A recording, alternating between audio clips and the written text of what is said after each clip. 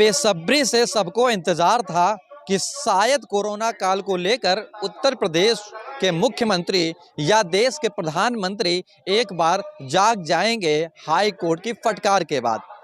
ये फटकार कहें या कुछ और, हालांकि ये बातें सबको पता हैं।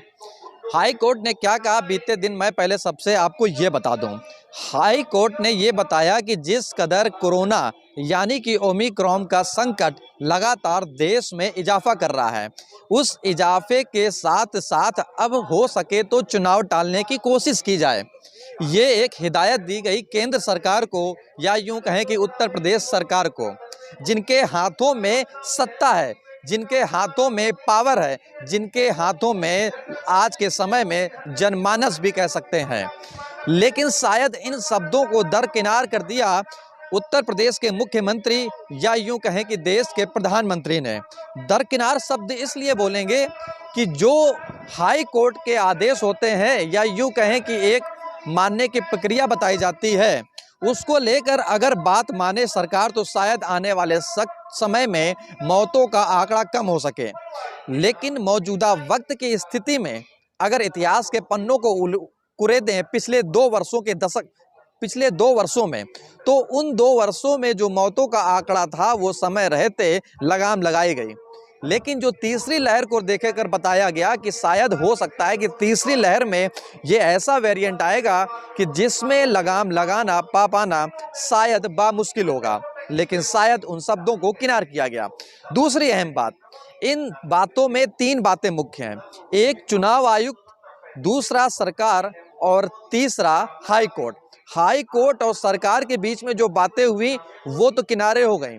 लेकिन जब बीते दिन यानी कि कल के दिन जब चुनाव आयुक्त सुशील चंद्रा ने बताया कि अब तय समय पर ही चुनाव किए जाएंगे, उस तय समय के चुनाव के रहते यह साफ हो गया कि अब कुछ भी किया जाए, आने वाले वक्त में सीधे तौर पर चुनाव किए जाएंगे और लोग वोट डालने भी जाएंगे।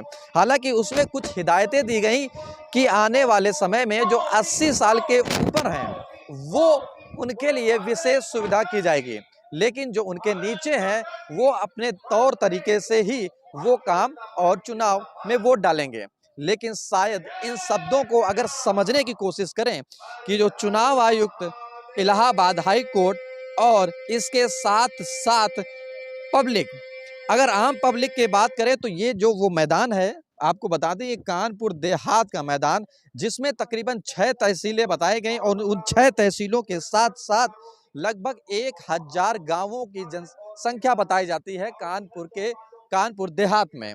उस देहात के इलाके की बात करें कि बीते 2 दिन पहले केंद्र प्रधानमंत्री देश के कानपुर आए और उस कानपुर से सटे हुई तस्वीरों के साथ साथ जुड़ा हुआ जिला कानपुर देहात, और उस देहात में जो जनमानस है वो बाकायदे इस समय पर इकट्ठा किया जा रहा है। हालांकि जो मौसम आप देख रहे हैं, इस मौसम में भी वो तस्वीरें हैं कि शायद जब देश के प्रधानमंत्री कानपुर पहुंचे थे तो उनका उड़न खटोला यानी कि हेलीकॉप्टर नहीं उड़ पाया था और जाना पड़ा था। लेकिन ऐसे मौसम को देखते हुए भी शायद जो योगी आदित्यनाथ की रैली है, यहाँ पे जन विश्वास रैली, उस रैली को संबोधित करेंगे। हालांकि ये कानपुर देहात अगर बात करें तो कानपुर नगर से सटा हुआ जिला बताया जाता है, और इस जिले में वो तस्वीर, इस तस्वीर के मैदान में यहाँ पर जनसभा के साथ साथ जन विश्वास रैली, उस रैलियों में तकरीबन जो आंकड़ा बताया गया वो लगभग 40 से 60 हजार लोगों की भीड़ का आंकड़ा बताया गया।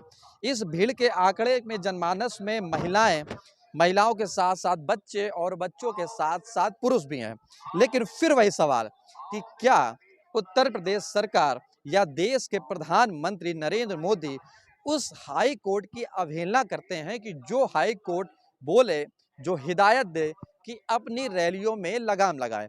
हालांकि रैलियों में लगाम लग पाना तो बामुश्किल हो गया, लेकिन उसके साथ साथ जो मैंने पहले भी बताया कि चुनाव आयुक्त ने भी ये साफ कर दिया कि रैलियां नहीं, चुनाव तय समय सीमा पर ही होंगे।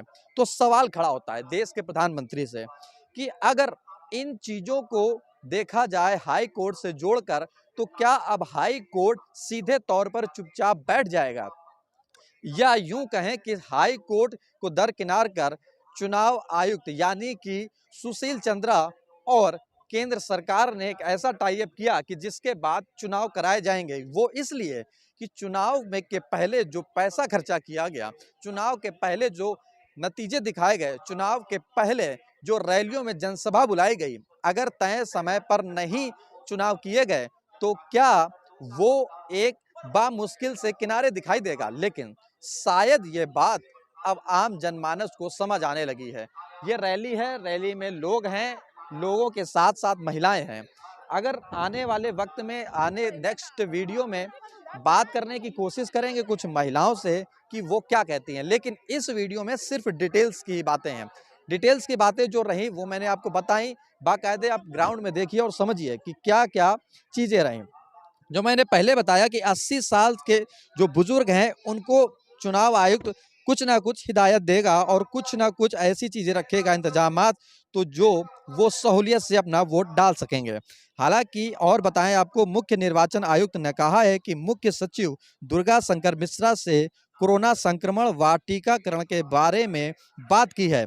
सरकार की ओर से उन्हें बताया गया है अभी तक प्रदेश में 86% लोगों को कोविड टीके की पहली खुराक और 49% लोगों को दूसरी खुराक दी जा चुकी है। इन खुराकों का तो जिक्र किया गया, लेकिन खुराकों के साथ साथ फिर से वही सवाल कि क्या सत्ता में बैठकर संविधान की अवहेलना करना सरकार का मकसद है, या यूं कहें कि चुनाव आयुक्त के साथ साथ। हालांकि चुनाव आयुक्त सुशील कुमार ने यह भी बताया कि हम संविधान का सम्मान करते हैं और संविधान के तहत ही कार्य करेंगे। लेकिन शायद एक बात ये तो तय हो गई कि संविधान भी ये कहता है कि आप देश हितार्थ में काम करें, जिसमें लोगों की जान माल का खतरा ना हो, जिसमें लोगों को सहूलियत हो। लेकिन शायद अब हाई कोर्ट या साइंस पीछे हो गया और सत्ता पर बैठे लोगों का और चुनाव आयुक्त का एक पक्ष दूसरा हो गया। इन दो चार पक्षों की अगर हम बात करें तो चार पक्षों में हाई कोर्ट के साथ साथ साइंटिस्ट और दूसरे पक्ष में सरकार और सरकार के साथ साथ आम जनमानस। उन आम जनमानस की बात करेंगे तो शायद अब अगर आज का ही रिकॉर्ड की बात करें तो देश में कल के बजाय इन बीते 24 घंटों में जो केस हैं वो 3 गुने बढ़ चुके हैं। उन 3 गुने बढ़े केसों के अगर तुलना की जाए तो आने वाले वक्त में ऐसी रैलियों का खामियाजा क्या केंद्र सरकार भुगतेगी, या उत्तर प्रदेश सरकार, या आम जनमानस। शायद इसका आंकड़ा या इनके शब्दों में बता पाना ये बातें अभी किसी के सामने नहीं हैं। लेकिन सवाल देश हित का, आम जनमानस का, उस जनमानस का जो शायद वो चाहे कांग्रेस की सरकार हो, चाहे सपा की सरकार हो, चाहे मायावती की सरकार हो, या सत्ता पर बैठी बीजेपी की सरकार हो, इन सरकारों से सवाल वही होगा जो शायद देश हितार्थ में काम हो। लेकिन एक बात तो सत्ता में रहते अब तय हो गई कि शायद चुनाव बड़ा हो गया, आम जनमानस की जानें छोटी पड़ गई हैं। इस वीडियो में इतना ही। आने वाले वीडियो में आप देखेंगे कि जो लोग क्या कहते हैं, क्या समझते हैं, क्या जानते हैं और क्या क्या उनकी मुख्य बातें हैं। नमस्कार।